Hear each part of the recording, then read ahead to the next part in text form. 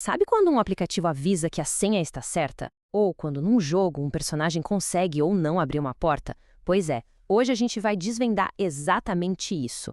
Como é que a gente ensina o código a tomar decisões? E tudo começa com uma ideia surpreendentemente simples. A gente interage o tempo todo com programas que tomam decisões, né? Se o login é válido, se tem saldo na conta, se dá para adicionar um item no carrinho. Mas como é que essa mágica toda acontece? Como é que um computador que no fundo só entende números consegue avaliar o mundo? E aqui está o grande segredo.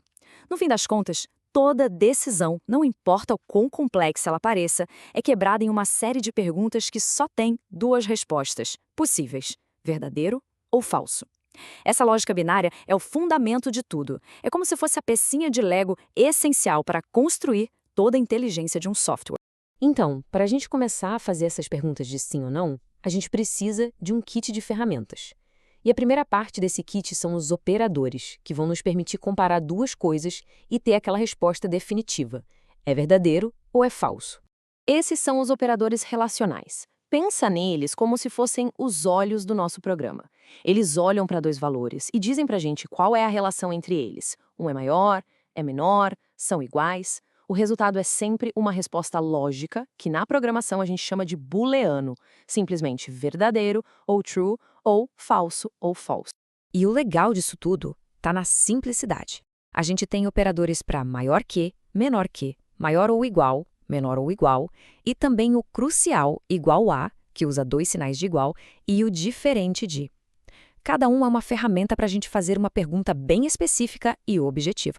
Por exemplo, se a gente perguntar para o código: e aí, 10 é maior que 5? Ele avalia e responde com toda a certeza do mundo: true, verdadeiro, a condição é válida. Da mesma forma, se a pergunta for 8 é menor que 3, a resposta é igualmente direta: false, falso. A condição não se aplica. É essa clareza que permite que os programas funcionem sem nenhuma ambiguidade. E agora, olha, um ponto fundamental, que causa uma das confusões mais comuns para quem está começando. Um sinal de igual sozinho não é uma pergunta, é uma ordem. Ele atribui um valor, como em idade igual a 25.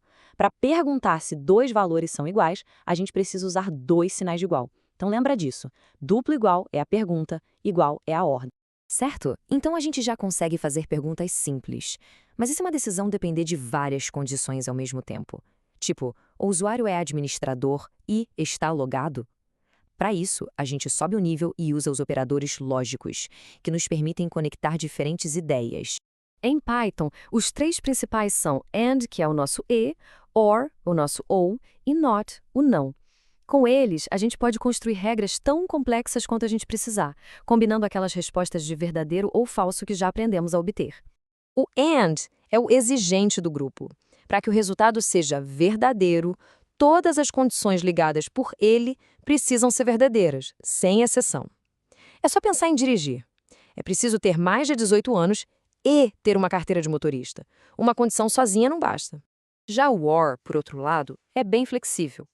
Basta que uma das condições seja verdadeira para que o resultado final também seja verdadeiro. Imagina uma promoção. Para ter desconto, o cliente precisa de um cupom ou precisa ser membro do clube. Apenas uma das duas coisas já resolve. E o NOT? Ele funciona como um interruptor de luz. Ele pega um valor lógico e simplesmente inverte. O que era verdadeiro vira falso e o que era falso vira verdadeiro. É um jeito simples e poderoso de checar a ausência de uma condição.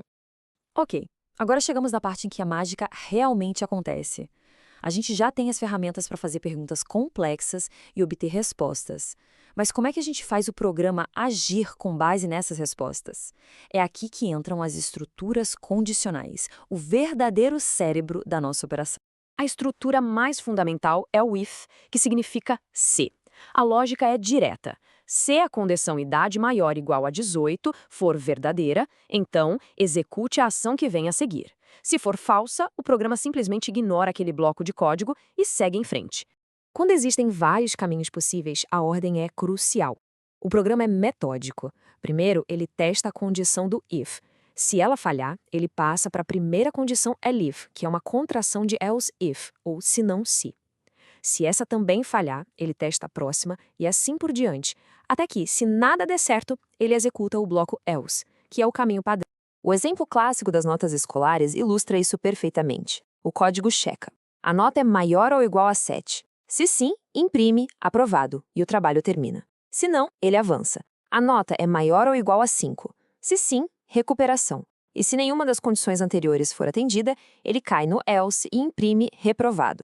E aqui a gente vê como todas as peças se encaixam. Usamos um operador relacional, o maior, igual, e um lógico, o OR, dentro de uma única estrutura if. A regra é clara. Para entrar, a pessoa precisa ter 18 anos ou mais ou ter autorização. Se apenas uma dessas condições for verdadeira, a permissão é concedida. Construir essa lógica é como montar um quebra-cabeça. E, como em qualquer jogo, existem regras de sintaxe. Ignorar essas regras leva a erros. Vamos ver duas das mais importantes para que o código funcione direitinho. O primeiro erro comum é esquecer os 2 pontos no final da linha do if, elif ou else. Esse sinal é fundamental. É como o programa entende que a condição terminou e que as instruções que devem ser executadas vêm a seguir. Sem ele, a estrutura fica incompleta. O segundo erro crítico, especialmente em Python, é a indentação. Aquele espaço no início da linha não é só para organização visual, não. É a forma como o programa sabe qual código pertence a qual condição. A indentação define os blocos lógicos, é a gramática visual da linguagem. Bom, resumindo tudo, a lógica é a seguinte.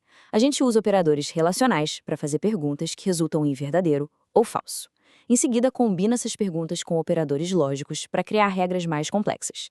E, finalmente, usa if, elif e else para executar ações com base nessas respostas, sempre lembrando das regras essenciais de sintaxe, os 2 pontos e a indentação correta. Com essas ferramentas, a programação deixa de ser só uma lista de comandos. Passa a ser um meio de ensinar o código a pensar, a reagir e a decidir. A pergunta que fica agora é: que problema o próximo programa vai ser ensinado a resolver?